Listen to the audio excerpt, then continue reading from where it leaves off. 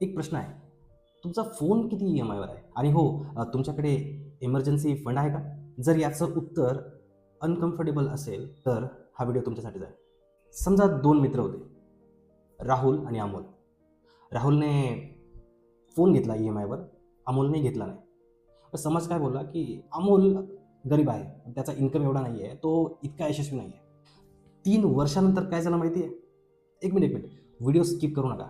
हा exactly point तुमचं आयुष्य बदलू शकतो. तुम्ही कधी असं केलं आहे का, की गरज नसताना फोन अपग्रेड केला, नवीन फोन घेतला आणि गरज नसताना एक महागडी गाडी घेतली फक्त कंपॅरिझनमुळे किंवा एखादा फंक्शन इतका मोठा करायचा नव्हता, पण लोकांमुळे तो मोठा केला, थोडा जास्त खर्च केला. असं कधी केलं आहे का? जर केलं असेल तर कॉंग्रॅच्युलेशन्स. तुम्ही रॅट रेसमध्ये आहात, एक्झॅक्टली ज्याबद्दल मी बोलतो. हे वाईट नाही, पण कॉमन आहे आणि डेंजरसही आहे. ई-एम-आय म्हणजे आजचा आनंदावर आणि फ्युचरच्या पगारावर दुसऱ्यांचा ताबा. तुमचा फ्युचर बॉस कोण आहे? मॅनेजर? कंपनी?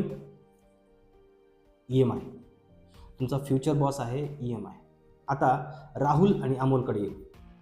राहुल, त्याच्याकडे फोन आहे, महागडे गॅजेट्स आहेत, गाडी आहे, कपडे आहेत, ब्रँडेड कपडे आहेत, पण त्याचं पूर्ण आयुष्य ई-एम-आय भरत चाललं आहे. एकीकडे अमोल आहे, ज्याच्याकडे साधा फोन आहे, साधे कपडे आहेत, साधी बेसिक गाडी आहे, पण त्याची एस-आय-पी चालू आहे. ह्या दोघांमध्ये पुढे जाऊन श्रीमंत कोण होईल तुम्हीच ठरवा. आज राहुल इंस्टाग्रामवर रिच दिसतोय, पण अमोल शांत झोपतोय, कारण त्याच्या डोक्यावर ई-एम-आयचं कुठलंही ओझं नाही आहे. तुम्हाला एक गोष्ट माहिती आहे, आपण शोअप का करतो? कारण आपण गरीब आहोत म्हणून? नाही, आपण इनसिक्युरिटीने गरीब आहोत. म्हणजे तुझ्याकडे जे आहे ते माझ्याकडे का नाही, आणि जर तुझ्याकडे असेल तर मीही ते घेईन, ह्या भावनेने जी इनसिक्युरिटी निर्माण होते त्यातनं आपण खर्च करतो आणि म्हणून त्यातनं अजून गरिबीकडे वळतो. आपल्याला हे समजत नाही की हा एक ट्रॅप आहे, ज्या ट्रॅपमध्ये आपण हळूहळू फसत चाललो आहे. मार्केटिंग तुम्हाला कस्टमर बनवतं आणि कंपॅरिझन तुम्हाला गुलाम बनवतं आणि तुम्ही एक्झॅक्टली ह्याच ट्रॅपमध्ये फसतात आणि स्वतःचं वाटोळं करून घेतात. आपण एक एक्सपेरिमेंट करूया. पुढचे 6 महिने तुम्ही कुठल्याही स्टेटस परचेस करू नका. आयफोन, गाडी, महागडे कपडे, ब्रँडेड वस्तू, विनाकारण खर्च, हे 6 महिने टाळा आणि मग बघा फरक काय दिसतोय. तुमच्या बँक अकाउंटमध्येही दिसेल आणि तुमच्या मनावरही दिसेल. ज्यांना खरंच ह्या रॅट रेसमधनं बाहेर पडायचं आहे त्यांच्यासाठी मी 3 रूल्स देतो. फर्स्ट रूल, लोकांना इम्प्रेस करणं थांबवा.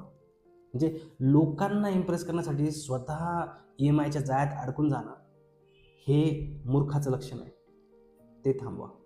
दुसरी गोष्ट म्हणजे डिले इन ग्रॅटिफिकेशन.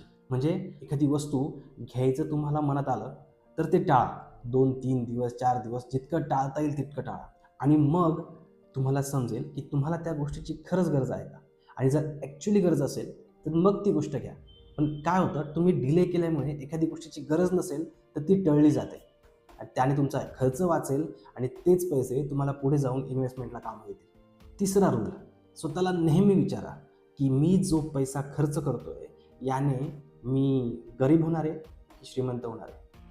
जर हे तिन्ही पॅरामीटर्स तुमचे टिक असतील तरच खर्च करा, अदरवाईज खर्च करू नका. कारण की ह्या गोष्टी तुम्हाला गरीब बनवत आहे आणि पुढे जाऊन 10 वर्षांनी तुमच्यासोबतचे व्यक्ती पुढे निघून जातील आणि तुम्ही त्याच ठिकाणी असाल ई-एम-आयच्या जाळ्यात. आज तुमचे मोबाईलचे ई-एम-आय चालू आहेत, उद्या गाडीचे, घराचे आणि मग मुलांच्या शिक्षणाचे.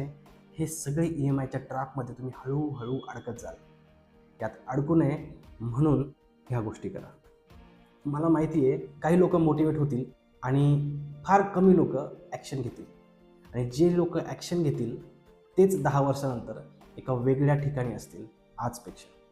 व्हिडिओ आवडला असेल तर लाईक करा आणि असंच वेल्थ क्रिएशन जर्नीमध्ये पुढे जायचं असेल तर सबस्क्राईब करा, कारण की मी घेऊन येणार आहे एक वेल्थ क्रिएटर सिरीज, ज्यामध्ये मी स्टार्टिंगपासून शिकवणार आहे तुम्हाला की इन्व्हेस्टमेंट म्हणजे काय, इन्व्हेस्टमेंट कशी करायची, वेल्थ क्रिएट कशी करायची कमी पैशामध्ये. म्हणजे अगदी तुम्हाला जर 20,000 25,000 पगार असेल त्या पगारातही पुढच्या 10 वर्षामध्ये तुम्ही वेल्थ कसं क्रिएट करू शकता आणि स्वतःसाठी एक चांगलं आयुष्य कसं घडवू शकता याबद्दल एक सिरीज घेऊन येणार आहे. त्यासाठी सबस्क्राईब करा, म्हणजे तुम्हाला नक्की कळेल की ती सिरीज केव्हा येणार आहे. वेल्दी राहा, हेल्दी राहा आणि रॅट रेसमधनं बाहेर पडा. पुन्हा भेटू पुढच्या व्हिडिओमध्ये.